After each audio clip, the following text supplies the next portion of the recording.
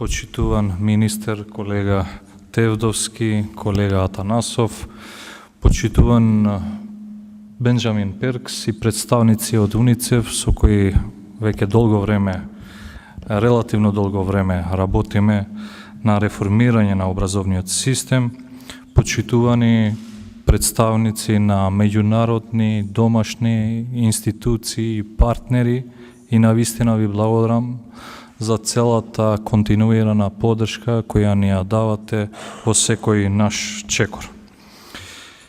Нашата земја се соочува со крупни промени во областа на образованието, кои ги опфаќаат речиси сите нивоа и сегменти на овој основен столб на севкупниот општествен развој и национален просперитет.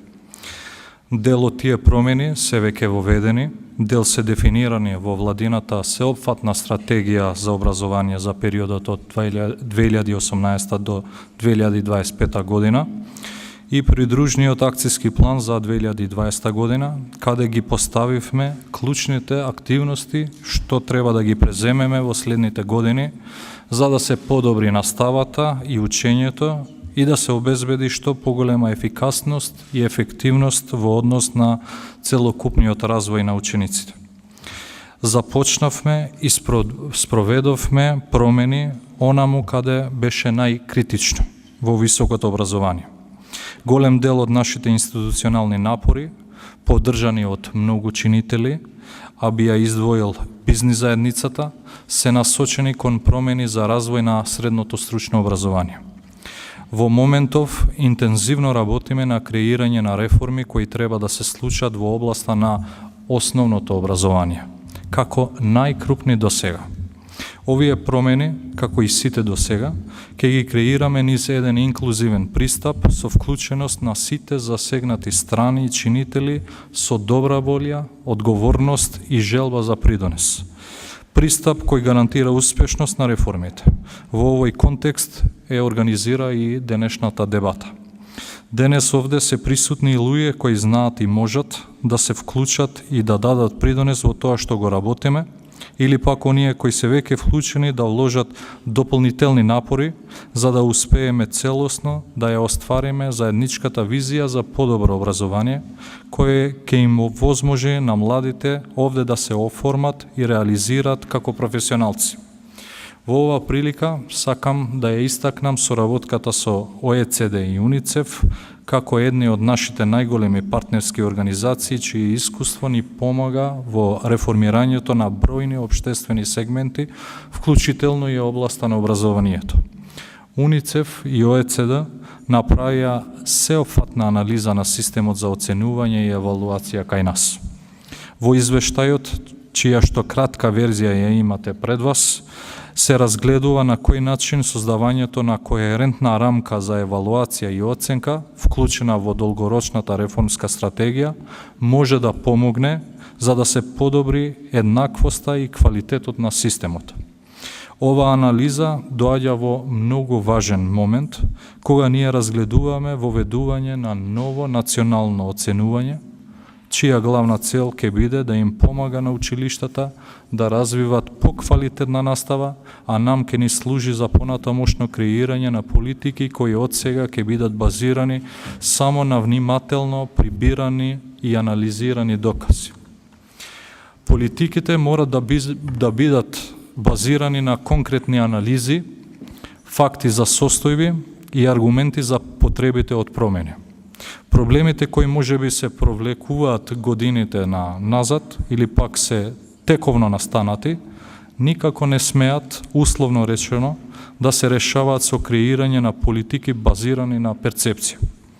Тоа се популистички политики кои не дават резултат на долг рок и за жал создаваат контраефект.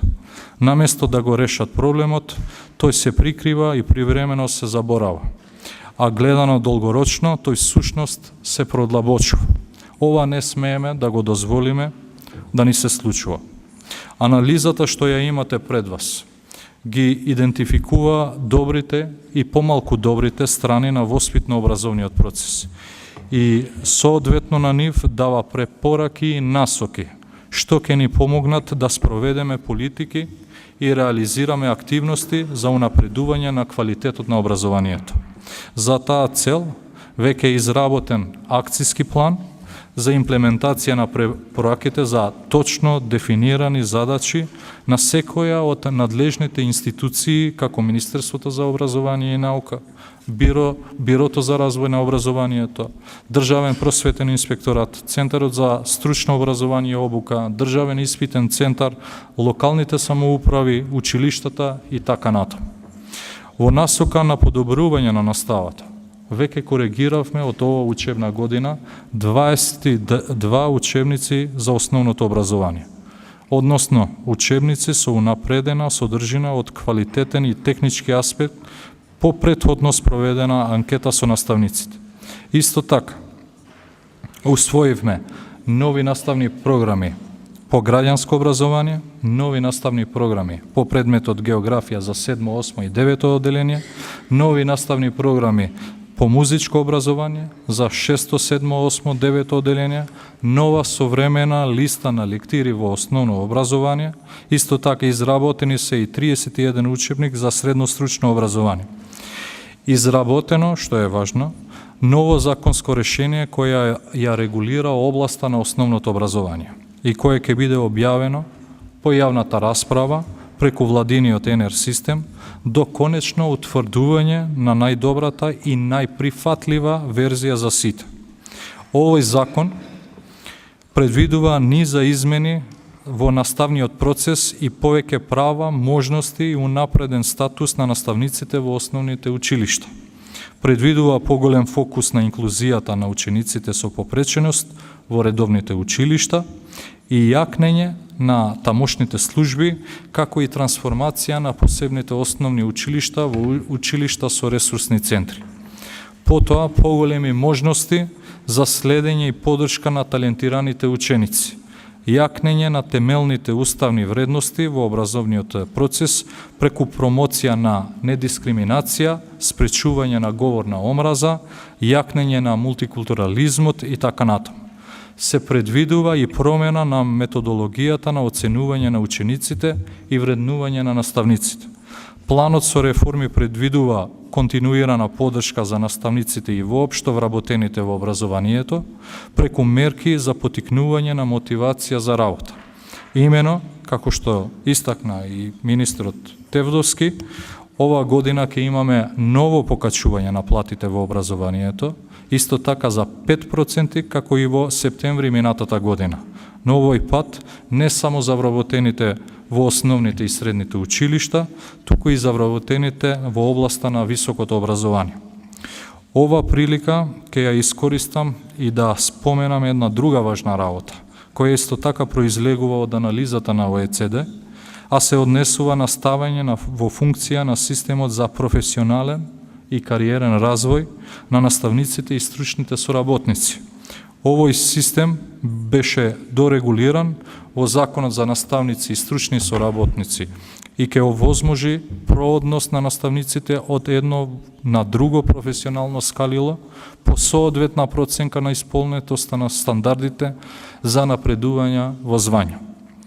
На овој начин ќе ги препознаеме и мотивираме квалитетните наставници да го пренесат своето знаење и искуство на колегите, за што соодветно ќе се зголеми нивната плата.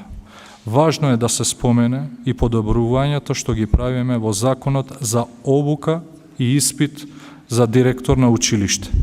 Во ова насока на подобрување на компетенциите на кадарот кој ќе раководи со училиштата. Овие два закони наскоро ќе се најдат на ЕНЕР системот и ве повикувам сите да ги погледнете и да дадете ваши коментари. За успешно да може да ја реализираме визијата за поквалитетно образование и да обезбедиме имплементација на регулативата, неопходно е кадровски да ги зајакнеме секторите и институциите кои делуваат во областа на образованието. Исто така, работиме на зајакнување на капацитетите за прибирање, обработка и анализа на податоци, особено во ресорот со кој раководам, и за таа цел формираме ново аналитичко оделение во рамките на секторот за стратешко планирање. Од анализата на ОЕЦД и ЮНИЦЕФ утврдивме дека намалувањето на фондот на часови за учениците во основните училишта негативно ќе се одрази на постигањата на учениците.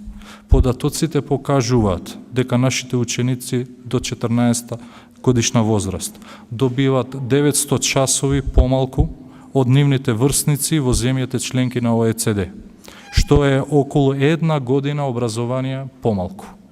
Затоа во овој момент клучно е да се фокусираме на поефективно користење на времето дадено за настава и учениците да добијат можност да се вклучат во поголем број практични активности. Фокус ќе биде ставен на развојот на националните стандарди, кои што понатомо се основа за менување и развој на нови наставни програми и создавање на коерентен образовен систем. Имаме уште многу да креираме и да спроведуваме. Се надевам дека волјата и енергијата која сега постојат за реформирање на националниот образовен систем ќе обстојат и во периодот што следи. Се надевам и дека средствата кои ќе се алоцират за развој на образованието континуирано ќе растат како и досега. Не за да бидеме популисти, туку затоа што навистина имаме визија, цел, знаење и волја да изградиме квалитетен и конкурентен образовен систем. Планираме крупни промени, а воведувањето на тие промени иницира и фискални импликации. За да сумирам, бидејќи секогаш од моето назначување како министер се соочуваме со дилемата и со притисокот од јавност. Дали да превземеме брзи решенија, можеби и популистички решенија, или да се базираме на тоа да ги креираме нашите политики врз основа на кредибилни, конкретни, јасни, длабински анализи и извештаи. До сега сме покажале и сме се трудиле заедно со сите наши партнери, домашни и странски партнери, да превземеме конкретни чекори, можеби од страна на јавноста се гледа дека малце се спорни чекори, но мислам дека единствена опција за да ја подобриме образовниот систем е само преку вака инклузивен пристап, да ги градиме нашите политики. Можеби понекогаш треба и храбри одлуки, со премиерот сме разговарале на оваа тема, со колегите министри сме разговарале на оваа тема, но вистински одлуки кои навистина ќе значат подобрување на националниот образовен систем. Ви благодарам.